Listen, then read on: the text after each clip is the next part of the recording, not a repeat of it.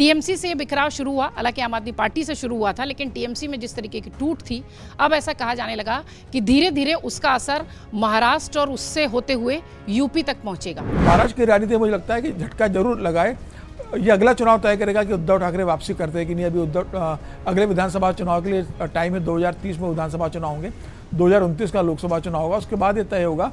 फिलहाल तो उद्धव ठाकरे के लिए बड़ी चुनौती है, और जिस तरीके से शिवसेना टूटी है उद्धव ठाकरे की, उसके बाद अब मुझे लगता है कि महाराष्ट्र में एक और बड़ी टूट की ओर बढ़ रहा है, और शायद हो सकता है कि शरद पवार की पार्टी में टूट हो। और अगर उद्धव ठाकरे की टूटने की बात हो रही है, वो टूटेंगे, पक्की बात है, वो टूटेंगे। वो आज शाम तक खबर पक्की हो जाए या कल हो जाए, 6 से वो नंबर 7 हो सकता है, 5 नहीं होने वाला।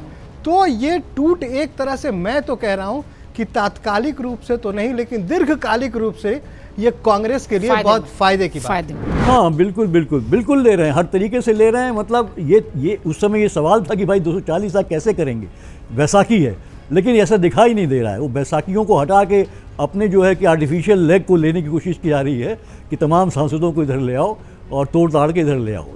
तो उद्धव ठाकरे तो ठीक है, एक बार वो जोड़ तोड़ करके मुख्यमंत्री बन गए, लेकिन अब उनका बेटे आदित्य ठाकरे का भविष्य दांव पे लगा। शिंदे साहब अगर सत्ता में नहीं गए होते, उनकी हिम्मत नहीं होती उद्धव ठाकरे से वो बगावत करने की।